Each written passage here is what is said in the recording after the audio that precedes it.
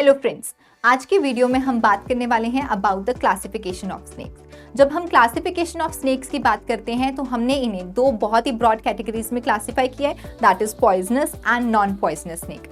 And if you are able to identify what is the difference between these two snakes, तो आप किसी भी panicking situation में किस तरीके से आपको फर्स्ट एड के लिए रिस्पॉन्ड करना है, you are well aware about that, right?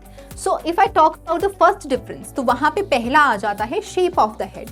अब जो पॉइजनस स्नेक होंगे they have to accommodate the poison gland, that is venom gland, उसकी वजह से they are having triangular shape of their head.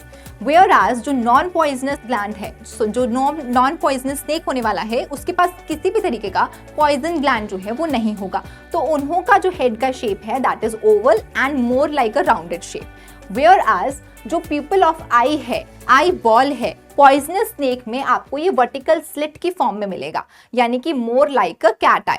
Whereas जो non venomous snake है वहां पर आपको बिल्कुल राउंड आई बॉल जो है वो देखने को मिलेगा।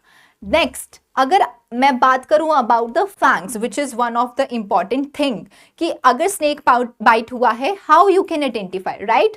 तो वेनमस स्नेक का बाइट जो होता है that is more like a puncture marks, two specific puncture marks जो हैं वो आपको यहाँ देखने को मिलेंगे। Whereas non venomous snake में आपको मल्टीपल टीथ बाइट्स जो हैं वो देखने को मिलेंगी। Now fourth one which is very important, that is fangs. अब फैंग्स आपको सिर्फ और सिर्फ वेनमस स्नेक में देखने को मिलेंगे, which are the poisonous snake. अब ऐसा क्यों? These fangs are basically the modification of maxillary teeth. अब maxillary teeth के अंदर एक hollow cavity है जिसके थ्रू duct पास हो रही है, and this duct is directly connected to the venom gland, जिसके थ्रू host में जो है उसकी blood stream में जो है वो venom insert होता है। So these are only found in the poisonous snake. So by this you can identify the difference between the poisonous and non-poisonous snake. अब आप मुझे कमेंट करके बताइए what are the examples for the poisonous and non-poisonous snake.